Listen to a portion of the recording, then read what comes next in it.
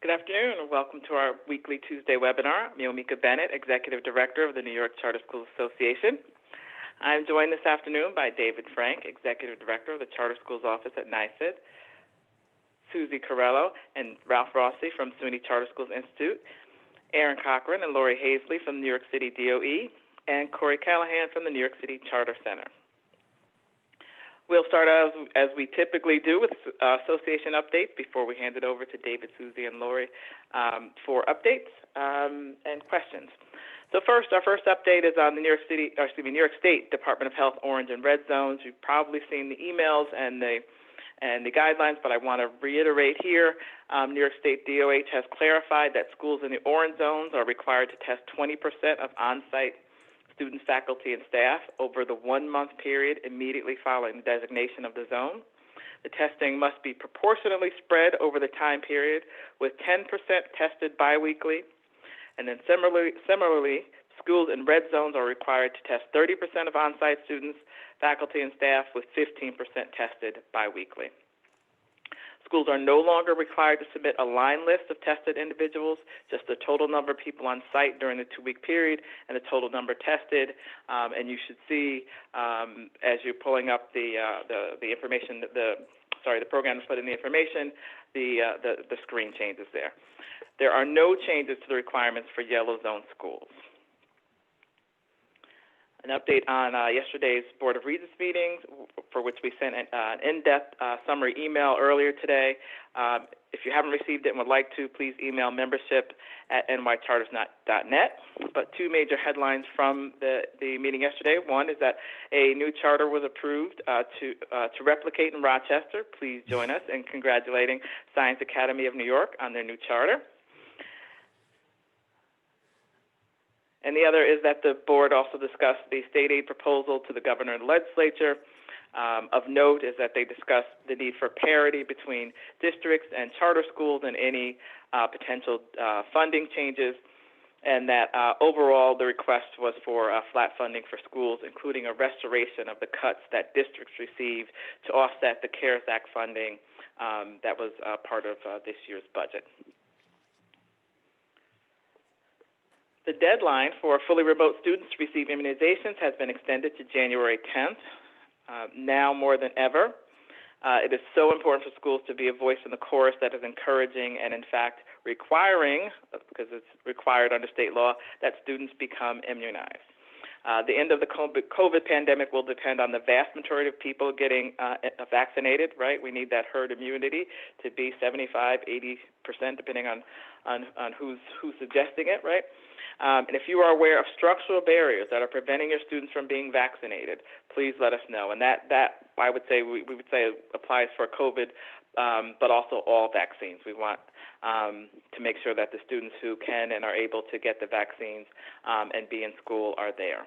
And we want to think about this as we are also engaging conversation with New York State DOH and the governor's team about the distribution of vaccines, and then, of course, how we can help or if we're going to be impacted by the process, what will our roles be?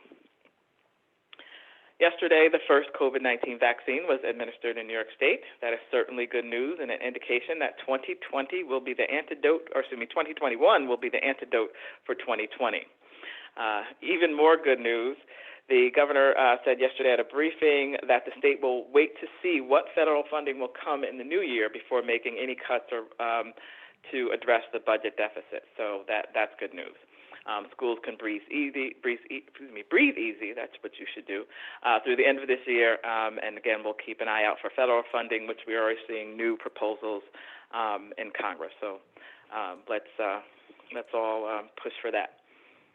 I'm going to put in a quick plug here for the New York Charter Parent Council. One of the parents from the council, or two of the parents from the council, will be on the EduPurist podcast to speak about the council and charter parent advocacy tonight at 7 p.m. The link to the podcast, I hope we can get that and drop it in the chat. Finally, we will be taking a hiatus for the winter break. Barring a significant update or emergency, the next one of our webinars will be on Tuesday, January 12th. Please do not hesitate to send us any questions or concerns. In the meantime, we hope you all have a well-deserved break and enjoy a season filled with peace and health. That's it for the updates from us. Susie, David, Lori, turning it over to you for updates, and we will start with you, Susie. Hi, everyone. Happy to be back and see your list of names, even if I can't see all of your faces. I still do miss the early days of COVID when we could see everyone's faces. I'm just saying. Fun to be here. A few quick things from us. For those of you that, have your calendars blocked and have set your recording devices for tomorrow at 10 a.m., please take note. The Charter Schools Committee meeting has been changed till Wednesday, the 23rd at 3 p.m. Scheduling issues, etc., kind of needed. We needed to move some things around. So sorry if you're on vacation and going to miss us, but we promise to do good things. Had a little note from Barb and Connor and John, the fabulous finance team.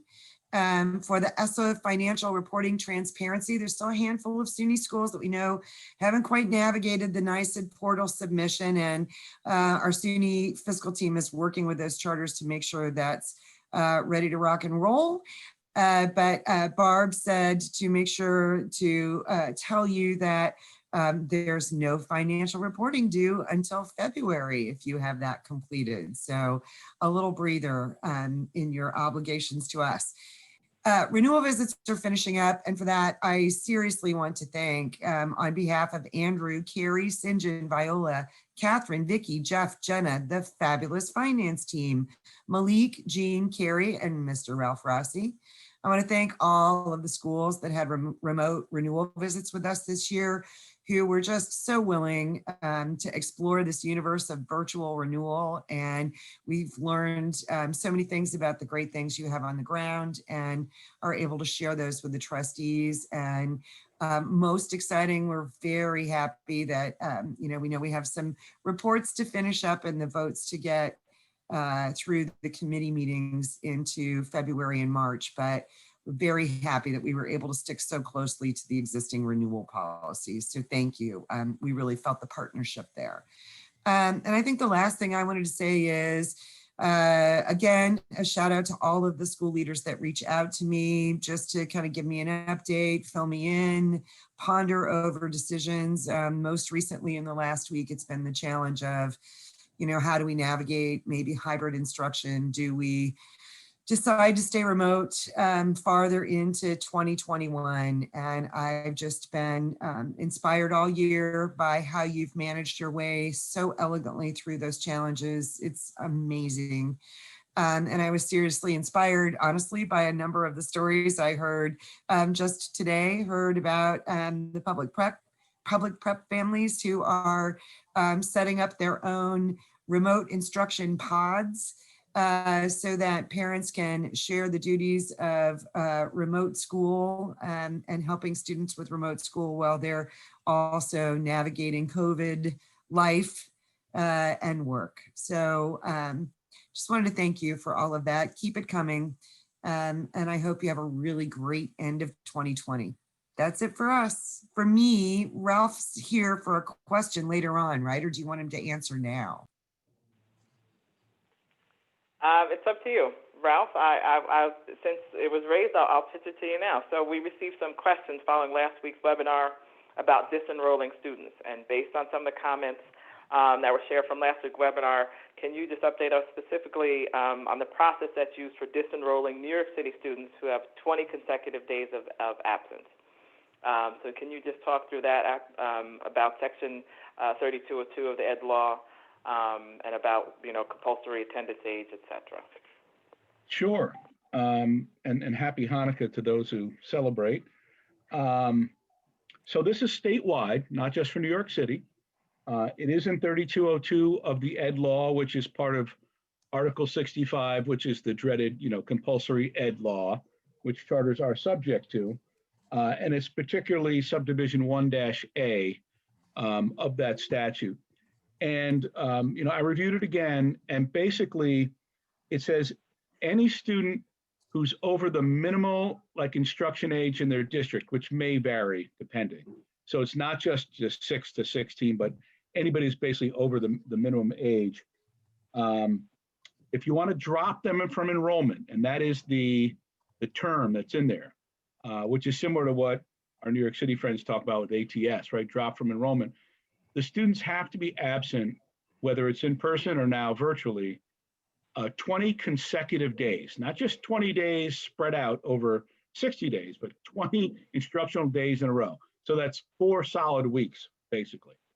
And at that point, what they say superintendent or the principal has to schedule a meeting with the parent or person of parental relation and the student and notify them at the last known address.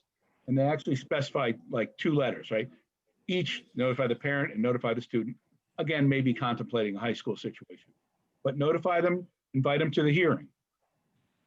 If they don't attend the hearing, okay, then you have to send another notice saying you didn't attend the hearing and now you're being dropped from enrollment, and you have to notify them that they can re-enroll in the district.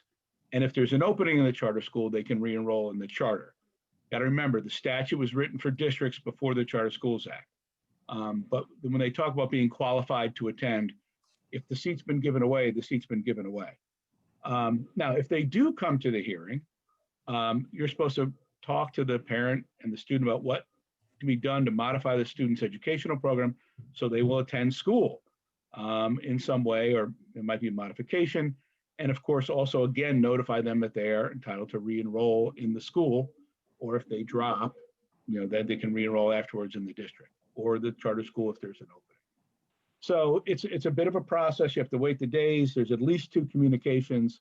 And our best practice, and this is very rare, by the way, is that if the parent does contact you and say, hey, I would like to come to that hearing, we're thinking about coming back to the school, don't be harsh with them and say, no, it's scheduled for this date and we're dropping you.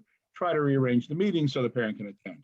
The goal here is to have the parents attend and not to drop them. And that's sort of that one. Great, thank you very much, Ralph. Thank you both, Ralph and Susie. David, we'll go to you, and then we'll wrap up with Aaron. Sure. Well, it's good to see everyone. As Yumika said at the top, we were busy yesterday at the Regents meeting. We're very excited for the newest charter school authorized by the Board of Regents in Rochester. Congratulations. We also moved forward a revision for another charter school in Rochester.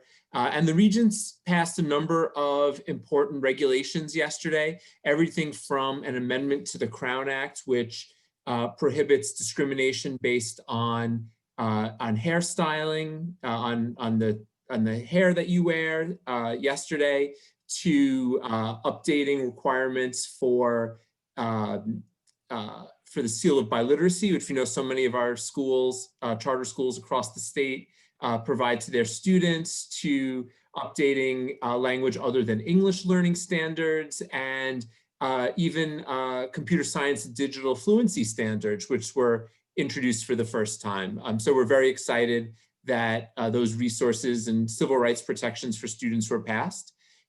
We are finalizing our renewal site visits for the Board of Regents authorized schools up for renewal this academic year. And we wish everyone a very happy holiday, and we hope that you can get some rest. We know many of our schools have been going on this marathon since March, and we hope that whether it's remote or in person, that you're able to be with friends and family.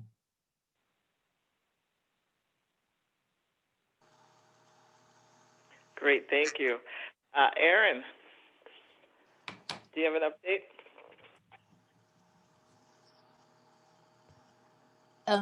Can I jump in here, Yumika? This is Lori. Lori, yes, my fault. No Lori. worries, no worries. We also welcome cute baby by way of update, just like a cameo, cute baby cameo. Not today, friends. Baby with mother-in-law today. Maybe in the new year.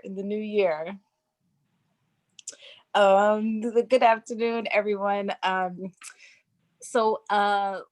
Like Susie, I want to thank the schools that are going through the renewal process with me this year, and thank those schools that have hosted our virtual visits so far this year. on top of everything that you all are dealing with now, for being so gracious with and so honest, giving of your time and your intellect. I think it's allowed us to engage in a very deep way in spite of this virtual world. And also, so just a quick note, we did happen to have our Deputy Chancellor attend a portion of our visit to St. Hope. So thank you, St. Hope, for a great visit. Deputy Chancellor Goldmark is interested in seeing more schools, more virtual instruction in charter schools. So we are looking for schools outside of the renewal cycle, outside of the renewal process. So wanted to seek some volunteers from my cohort. So shoot me an email if you think you'd like to volunteer. Timing would absolutely be in the new year. And then other than that, as always, please continue to keep me updated on changes to opening plans. And Yomika, I love that idea of 2021 being the antidote to 2020. Whew, wishing you all rest and joy and just some time to slow down over the break. And that's it. Thank you. All right, thank you very much. Anna, that's all we have here. Do you have any questions for in the Q&A? Well, we had the pre-planned question about the ed law, and so all thanks to Ralph and to David for clarifying that.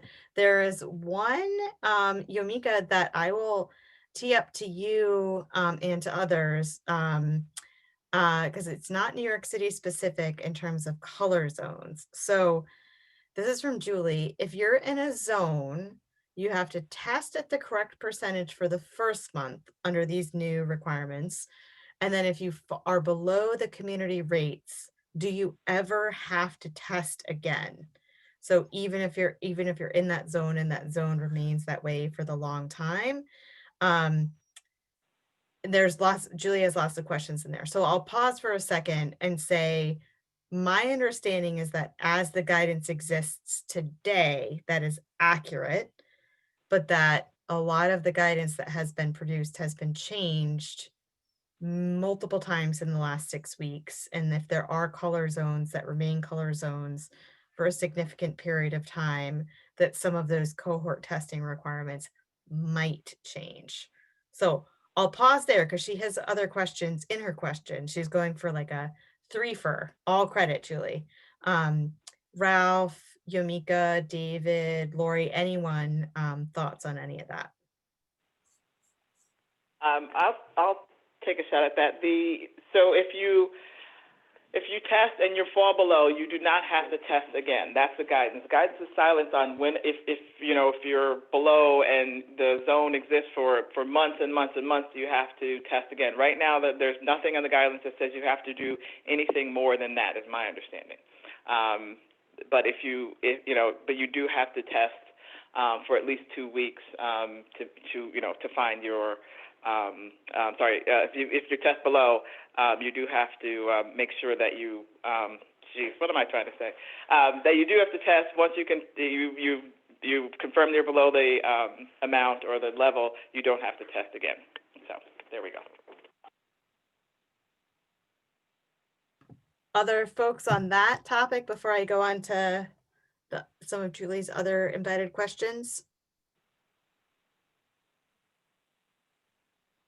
All right, so the other implied questions, or not implied, asked, are about specifics of percentage where those tests have to come from. Can it be skewed more towards staff than students? And that pool testing is now allowed. My understanding is that that is yes. And yeah, so I'll pause there.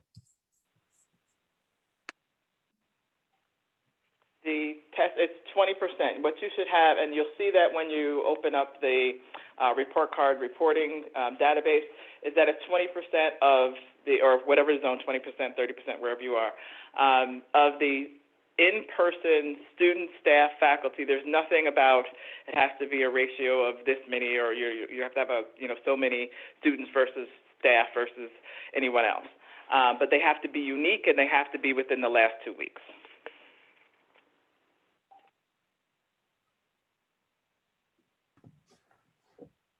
Great. Any other thoughts, questions, comments on that topic? Otherwise, I'll hand it over to Corey and Aaron for New York City specific updates and topics. Great, thanks. Good afternoon, everyone. I think the only announcement is we will have our last DOE call of the year this Friday. So the end of 2020 DOH calls. So I'll put the registration link in the chat if you haven't already seen it. But please feel free to send questions if you have them. You know, I think for New York City in particular, we were maybe expecting some new yellow, orange zones, but we did not get any. So for right now, there are no updates. Those of you who are in the yellow, I think, have known for a few weeks now that you're in yellow zones. And so we will wait to see. I'm sure everyone is well aware, and I'm getting questions every day with rates rising. We know a bunch of you have had to close over the last few weeks after opening after Thanksgiving because of number of cases in your school. So all more to come.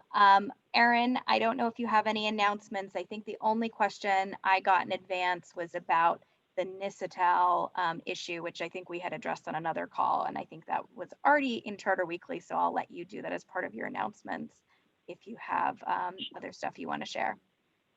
Yeah, definitely. Thanks, Corey. Good afternoon, everyone. So we shared in the C Weekly that the issue with the NISATEL waivers has been resolved. So the screen is available in ATS for you to record that a student has the waiver.